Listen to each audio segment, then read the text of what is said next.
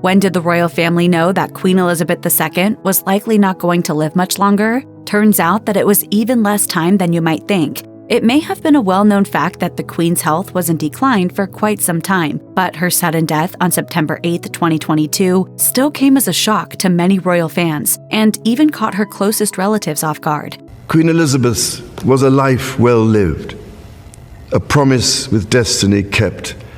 First, a quick review of the timeline of Queen Elizabeth's health problems. The long-reigning sovereign has been taking a step back from many of her public duties, notably missing events surrounding her own Platinum Jubilee in June of this year. Due to ongoing mobility issues, the Queen would go on to adjust many of her plans, culminating in her unprecedented decision to appoint new Prime Minister Liz Truss at Balmoral and not Buckingham Palace for the first time, ever. I have just accepted Her Majesty the Queen's kind invitation to form a new government.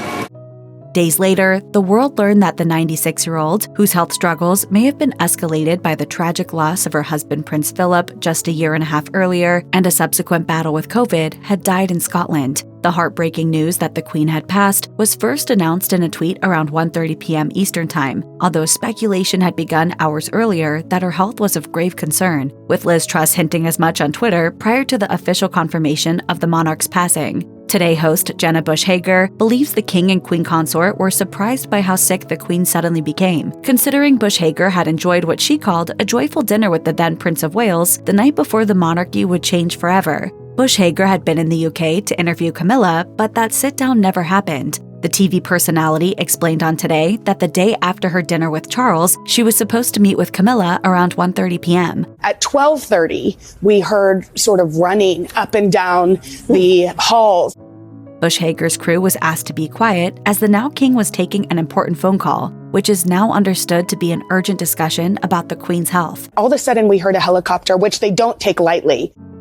Speaking to the Royal Beat, Newsweek's chief royal correspondent Jack Royston confirmed Bush Hager's account of how things went down on September 8th, with the phone call interrupting Camilla's interview setup. And that was at 12:30, so that was round about exactly the same time that we were told. Royston went on to say, so they didn't wait. They didn't give Charles an hour or 2 hours before telling the public. The king then flew to Balmoral, where reportedly only he and Camilla, as well as his sister Princess Anne, were able to see the Queen before she passed. Prince William and Prince Harry notably dropped everything to fly to Balmoral, but due to the very last-minute nature of how things played out, they were too late to say goodbye. As for exactly what the Queen died of, we may never know the answer to that question. May flights of angels sing thee to thy rest.